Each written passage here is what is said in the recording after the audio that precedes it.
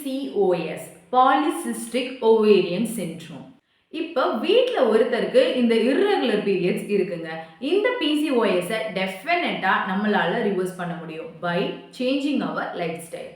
அது எப்படின்னு சொல்லி தான் உங்களுக்கு நான் இந்த வீடியோவில் சொல்லித்தர போகிறேன். Hi, this is doctor Esther. Welcome to Tara talks. PCOSங்கிறது ஒரு ஹார்மோன் இம்பேலன்ஸ்னால வரக்கூடியது.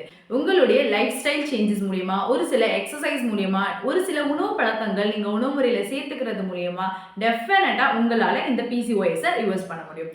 இப்போ இந்த PCOSனா என்னன்னு பார்த்துடலாம். இந்த PCOS உங்களுடைய reproductive system, psychological system and ஹார்மோன்ஸை இம்பேலன்ஸ் பண்ணக்கூடியது. PCOS ஒரு பர்சனுக்கு இருக்கிறனால அவங்களுக்கு இயற்கையாக செக்ரீட் ஆகக்கூடிய ஃபீமேல் ஹார்மோன்ஸாக இருக்கிற ஈஸ்ட்ரோஜன் அண்ட் ப்ரொஜெஸ்ட்ரான் கம்மியாக சுரக்கும். அதே போல் மேல் ஹார்மோனாக இருக்கக்கூடிய ஆண்ட்ரோஜன் அண்ட் டெஸ்டோஸ்டிரான் அதிகமாக சுரக்கும். நார்மலாக ஒரு சைக்கிள் எப்படி செயல்படும் அப்படின்னு கேட்டிங்கன்னா, ஓவரியில் இருக்கிற ஃபாலிக்கிள் ஃபஸ்ட்டு க்ரோ ஆகி அது ரைப்பன் ஆகி எக்கை ரிலீஸ் பண்ணும். அதை தான் நம்ம ஓவம்னு சொல்லுவோம். ஆனால் இந்த PCOS இருக்கிறவங்களுக்கு ஃபாலிக்கிள் எக்கை ரிலீஸே பண்ணாது. அதனால இந்த எக்கு ப்ராப்பராக மெச்சூர் ஆகாமல் அந்த இடத்துல ஓவுலேஷனே நடக்காது. அதனால மென்சுரேஷன் உங்களுக்கு இர்ரெகுலராக இருக்கும்.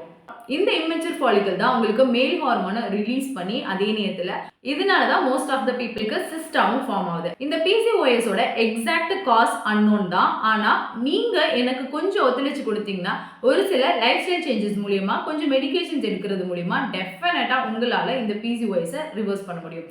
என்னுடைய பேஷண்ட்ஸ் நிறைய பேர் இந்த அட்வைஸை கேட்டு ரிவர்ஸ் ஆகி வந்திருக்கிறாங்க.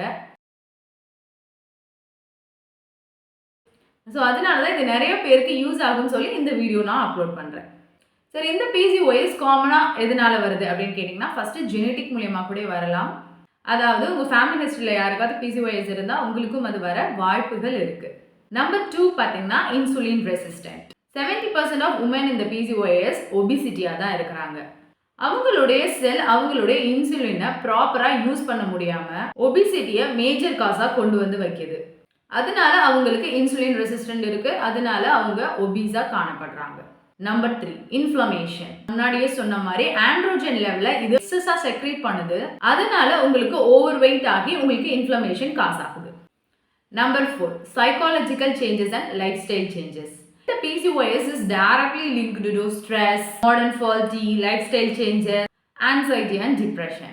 இந்த PCOS இருக்கிற பேஷண்ட்டுக்கு என்னென்ன மாதிரி சிம்டம்ஸ் இருக்கும் அப்படின்னு கேட்டிங்கன்னா, அவங்களுக்கு இர்ரெகுலர் பீரியட்ஸ் இருக்கும், ஒரு சில பேருக்கு ஹெவி ப்ளீடிங் இருக்கும், வெயிட் கெயின் இருக்கும், மேல் பேட்டர்ன் பால்ட்னஸ் இருக்கும், நிறைய ஹேர் லாஸ் இருக்கும், acne in the face, chest and upper பேக்ல இருக்கும், dark pigmentations around the lips, in back of the neck, இல்லைன்னா பிட்வீன் தி தைஸ் கூட உங்களுக்கு டார்க் பிக்மெண்டேஷன்ஸ் இருக்கும். இதோட காம்ப்ளிகேஷன் என்ன அப்படின்னு பார்த்தீங்கன்னா, infertility, obesity, obstructive sleep apnea, endometrial cancer, anxiety and depression. இதுக்கு நேச்சுரலான ட்ரீட்மெண்ட் இருக்கா டாக்டர் அப்படின்னு கேட்டிங்கன்னா, ஆமாங்க, கண்டிப்பாக நேச்சுரலான ட்ரீட்மெண்ட் இருக்கு. Healthy diet and regular exercise நம்மளுடைய PCOSை டெஃபினட்டாக ரிவர்ஸ் பண்ண முடியும். இப்போ இந்த PCOSக்கு என்னென்ன மாதிரி உணவு முறைகள் எடுத்துக்கலாம், என்னென்ன உணவு முறைகள் எடுக்க வேண்டாம்னு சொல்லி உங்களுக்கு நெக்ஸ்ட் வீடியோவில் சொல்கிறேன். ஆல்ரெடி இந்த வீடியோவில் அதிகமாக தெரிஞ்சுக்கிட்டீங்க. அதனால தான் பார்ட் 2 போடுறேன். கோச்சிக்காமல் போய் பார்த்துடுங்க.